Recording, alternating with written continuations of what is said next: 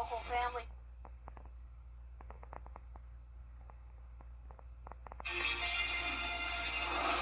Right now on News Channel 6 and 7, a local family displaced after a house fire. How you can help them get back on their feet. And funding to improve roads in the Palmetto State. How the funding will aid statewide projects. As your News at 7 starts now. Live from Television Park, this is WJBF News Channel 6 at 7. Good evening, everyone. I'm Dee Griffin. Thanks so much for joining us. Coverage you can count on begins with a family displaced after a house fire in Barnwell County. The American Red Cross stepped in within hours. Here's Aiken Bureau Chief Sean Cabbage-Stock. That fire happened here at a home on Cole Lane.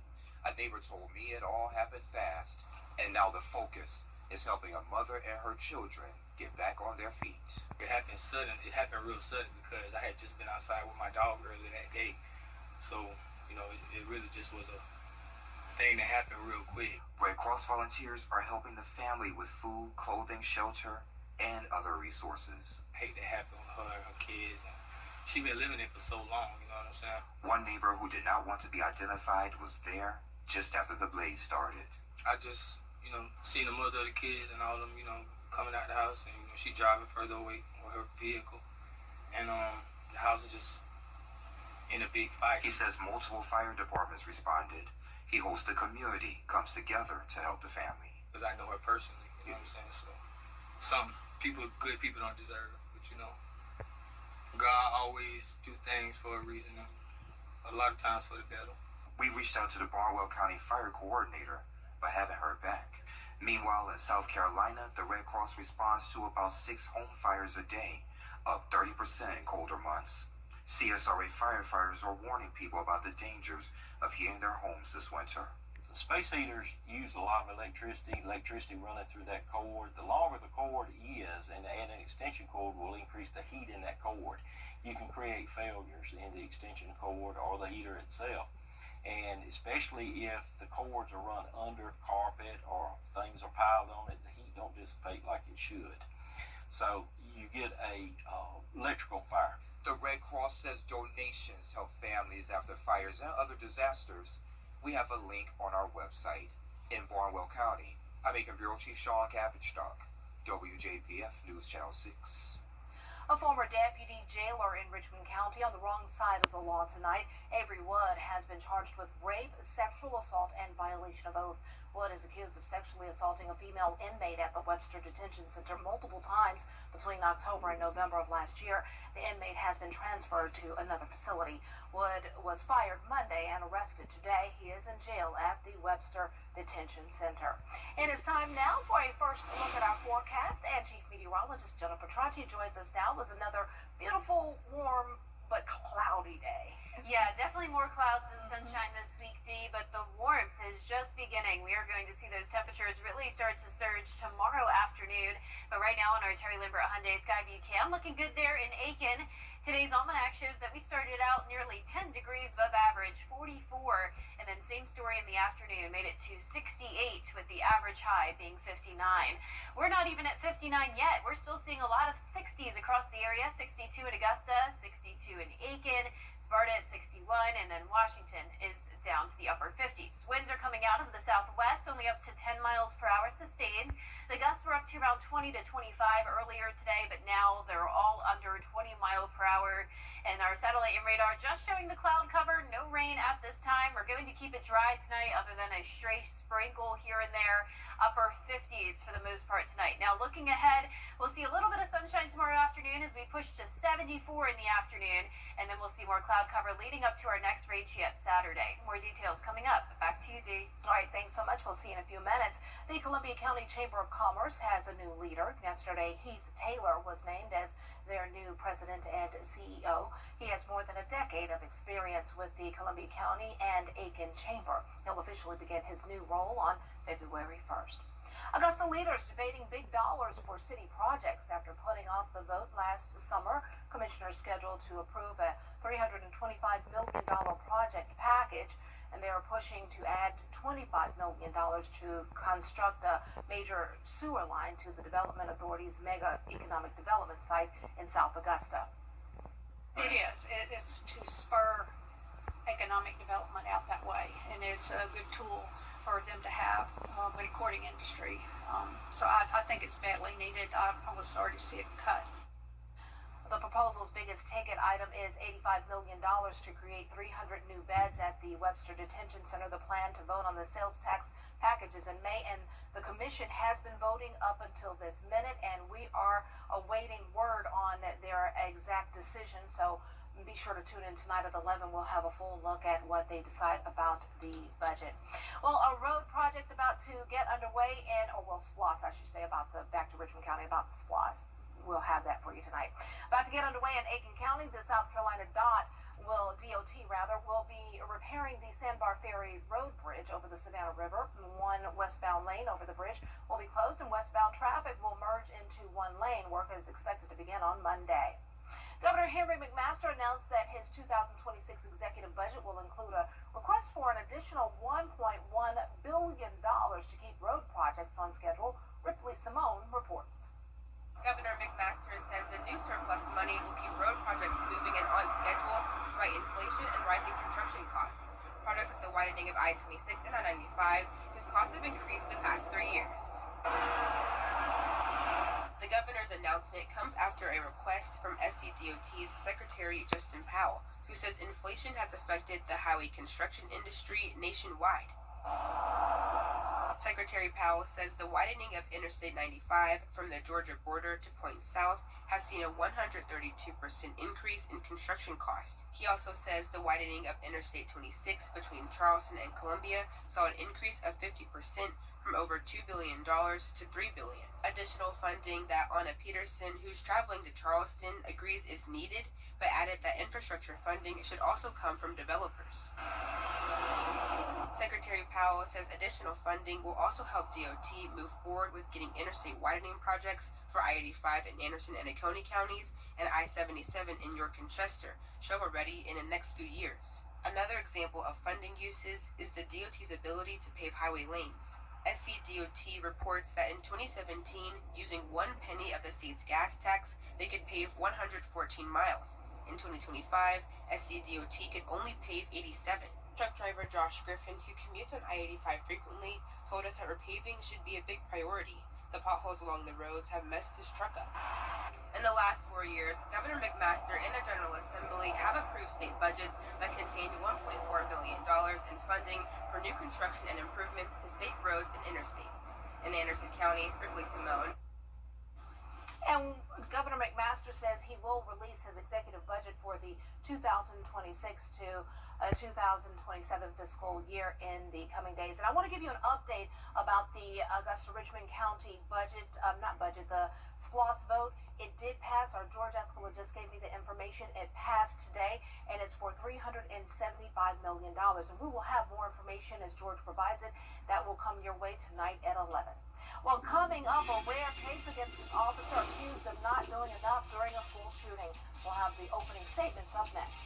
Hey there, I'm Renee Miller with... It's feeling like spring out there with dry weather for now, but we will have a decent chance of rain and maybe even a few thunderstorms on Saturday, and that will come with a cool down the next day. I'll have your full day first 6 forecast when we return. Next ET 101 with Golden Globe. Now, your most accurate forecast with WJBF Live 5/6. Welcome back. I hope you enjoyed your Tuesday. It was a cloudy and mild day, and right now on our Terry Lambert Hyundai Skyview cam, you can't tell, but it is very cloudy out there, and we do still have a breeze coming out of the southwest. 6 miles per hour, gusts up to around 15. We're sitting at 62 degrees with dew points in the middle 50s. Now around the CSRA, pretty consistent temperatures.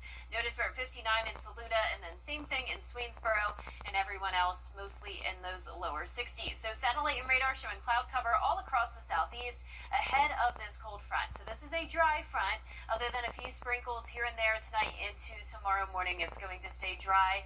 We'll start out our day at 52 degrees, well above average, and also also above freezing.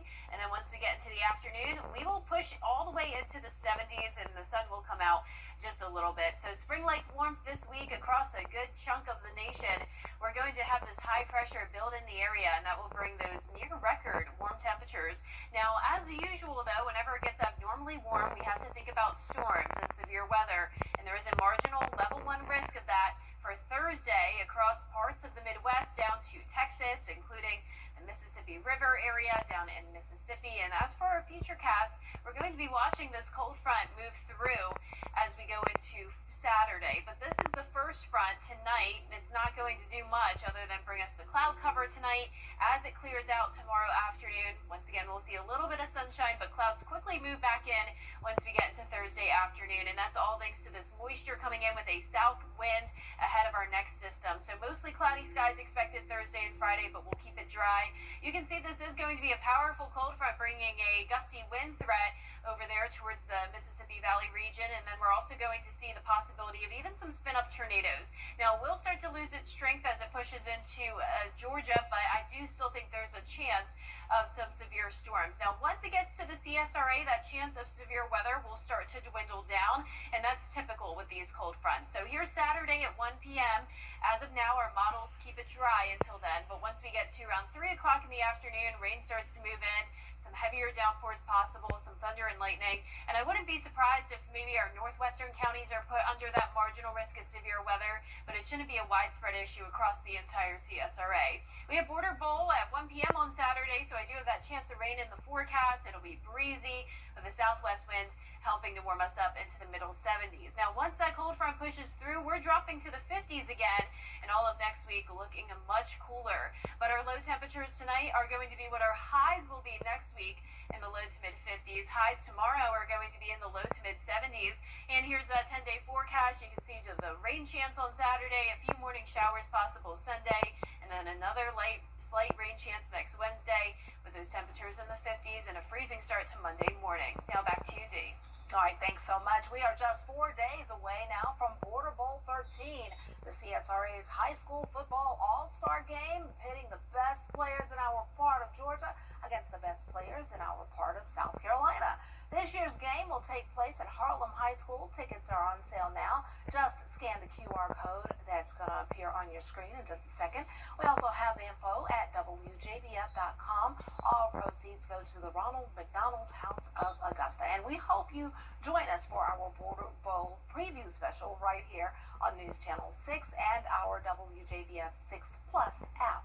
It's Friday night at 7:30 and re-airs on Saturday afternoon before the game at 12:30.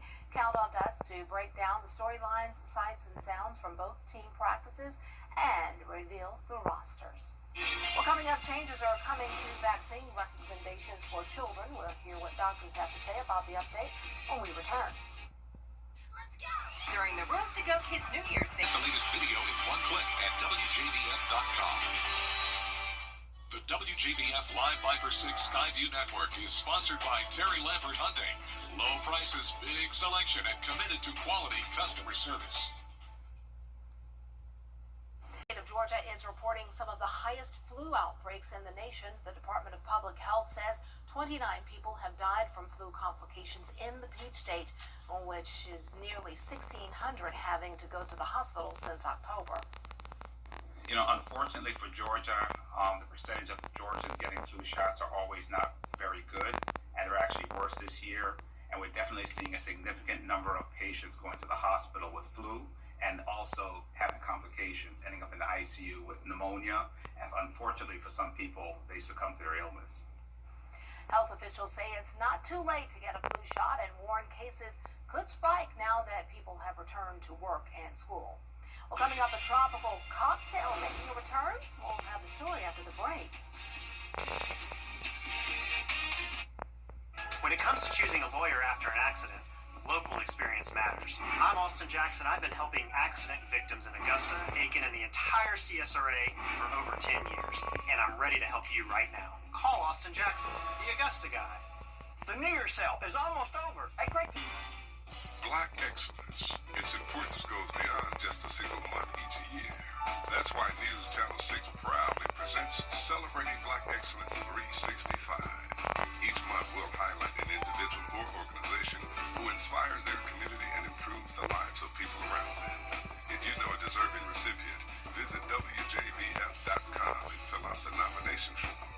Celebrating Black Excellence 365, only on News Channel 6.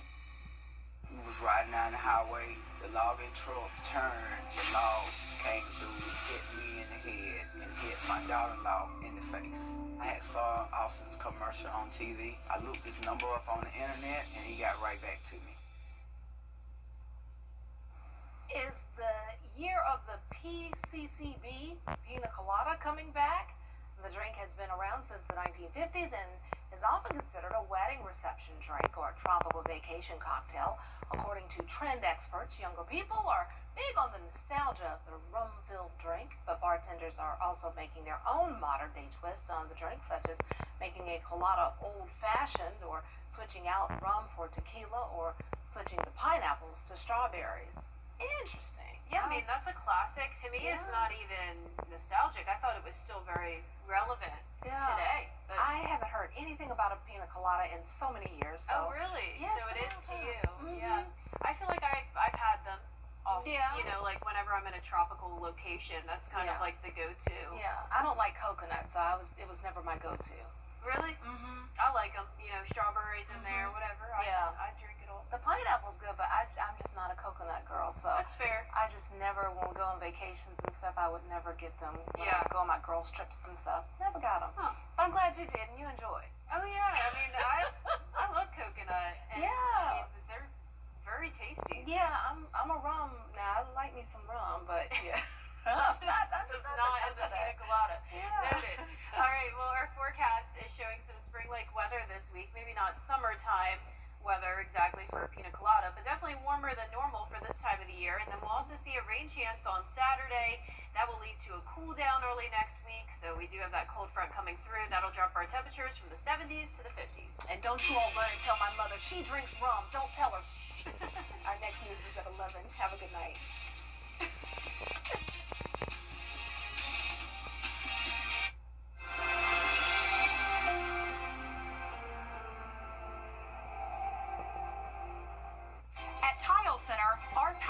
Is for people and the living space they share.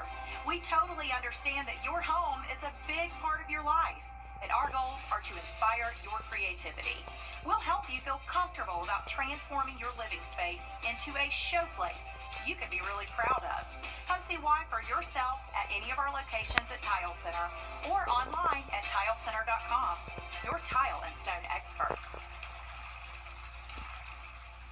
Car wreck, just call all nines. Join News Channel 6 as we present The Giving Gown, devoted to making sure that all young women feel beautiful on prom night. Donate your gently worn prom dresses, shoes, and accessories at Television Park in Augusta. Then join us on Saturday, February 7th at First Baptist Church in North Augusta from 9 to noon. Browse our large selection of items to try on and take home for free. The Giving Gown, sponsored by Bridgestone, Aiken Regional Medical Centers, and News Channel 6.